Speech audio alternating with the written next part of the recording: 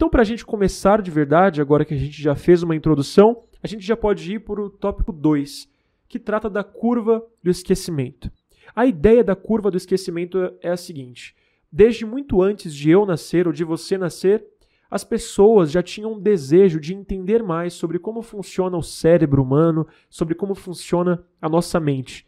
Então, a ideia é traçar um gráfico que representa a perda da nossa memória ao longo do tempo, ou então a velocidade com a qual novas informações que nós aprendemos são esquecidas. E motivado por esse desejo de entender mais sobre nós e sobre nossa memória, na década de 1880, veja há quanto tempo, um psicólogo alemão chamado Hermann Ebbinghaus, que é esse elegante senhor que está aqui nessa foto, teve a ideia de realizar uma série de experimentos onde ele testava sua própria memória em relação à retenção de informações. E o resultado desses diversos experimentos que ele realizou é esse gráfico aqui, essa curva, que ficou conhecida como a curva do esquecimento.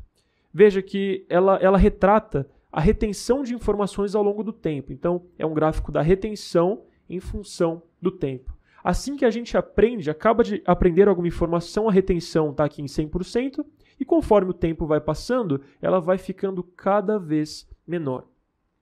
E o interessante é que isso aqui já faz muito tempo que já foi publicado, mas ao longo dos anos, diversos outros pesquisadores fizeram outros experimentos e todos eles, de certa forma, validam os dados gerados por Ebbinghaus. Então, como conclusão disso, o que a gente sabe hoje sobre como funciona o nosso esquecimento? Em um período de tempo muito curto, mas muito curto mesmo, por exemplo, no gráfico de Ebbinghaus, em menos de um dia, em menos de 24 horas, cerca de 70% das informações que nós aprendemos são esquecidas. Então, de tudo que você aprende, em pouquinho tempo você já vai perder 70%.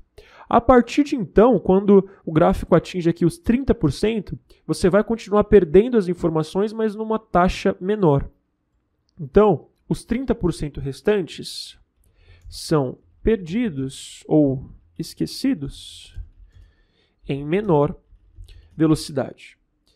É claro que esses números aqui vão variar de pessoa para pessoa, porque nem todo mundo tem a memória igual. É claro que vai depender também do tipo de informação sendo considerada. Quanto mais complexa e quanto mais abstrata for a informação, mais difícil fica reter essa informação. Por outro lado, quanto mais familiaridade você tem com a informação, mais fácil é de você se lembrar dela.